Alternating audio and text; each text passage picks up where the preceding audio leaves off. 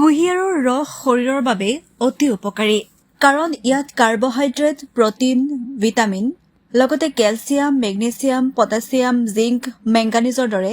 খনিজ পদাৰ্থসমূহ থাকে ই শৰীৰক শীতল কৰে লগতে ডিহাইড্ৰেশ্যন দূৰ কৰে ই আমাৰ শৰীৰত শক্তিৰ যোগান ধৰে লগতে হজম শক্তি বঢ়ায় আৰু কিডনিত পাথৰ হলে তাৰ চিকিৎসাত সহায় কৰে অৱশ্যে ডায়েবেটিছ ৰোগীয়ে এই ৰস খোৱাৰ সময়ত কিছু সাৱধানতা অৱলম্বন কৰিব লাগে কুঁহিয়াৰৰ ৰসৰ উপকাৰিতাৰ বিষয়ে সবিশেষ জনোৱা হওক কুঁহিয়াৰৰ ৰস শৰীৰক হাইড্ৰেট কৰি ৰখাত সহায় কৰে বিশেষকৈ গৰমৰ দিনত আৰু তাৎক্ষণিক শক্তি যোগাবৰ ক্ষেত্ৰত কুঁহিয়াৰৰ ৰস হৈছে যথেষ্ট উপকাৰী কুঁহিয়াৰৰ ৰসে হজম শক্তি বৃদ্ধি হোৱাত সহায় কৰে ইয়াত থকা আহে হজম শক্তি উন্নত কৰে কৌষ্ঠকাঠিন্য দূৰ কৰাৰ লগতে শৰীৰৰ বিষমুক্ত কৰাত সহায় কৰে কিডনিৰ বাবে যথেষ্ট উপকাৰী হৈছে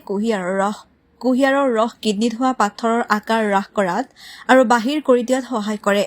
কুঁহিয়াৰৰ ৰসে ৰোগ প্ৰতিৰোধ ক্ষমতা বৃদ্ধি কৰে ইয়াত থকা খনিজ পদাৰ্থসমূহে কেঞ্চাৰৰ দৰে বেমাৰৰ সম্ভাৱনা কম কৰিব পাৰে কুঁহিয়াৰৰ ৰস জণ্ডিছৰ বাবে হৈছে যথেষ্ট উপকাৰী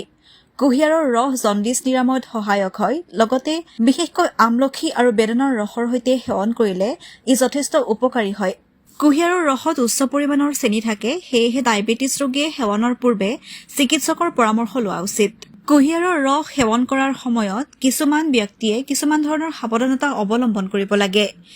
যেনে ডায়েবেটিছ থকা ৰোগীসকলে এই ক্ষেত্ৰত কিছু সাৱধানতা অৱলম্বন কৰিব লাগে যিহেতুকে কুঁহিয়াৰৰ ৰসত উচ্চ পৰিমাণৰ চেনি থাকে সেই ডায়েবেটিছ ৰোগীয়ে সেৱনৰ পূৰ্বে চিকিৎসকৰ পৰামৰ্শ লোৱা উচিত ইয়াৰ উপৰি অত্যাধিক পৰিমাণে কুঁহিয়াৰৰ ৰস সেৱন কৰিলে শৰীৰত চেনিৰ পৰিমাণ বৃদ্ধি পাব পাৰে যিটো ডায়েবেটিছ ৰোগৰ বাবে অতি ক্ষতিকাৰক হয় গতিকে এইসমূহ নিয়মাৱলী মানি কুঁহিয়াৰৰ ৰস সেৱন কৰিলে আমাৰ স্বাস্থ্যৰ বাবে ই যথেষ্ট উপকাৰী বুলি গণ্য কৰা হয়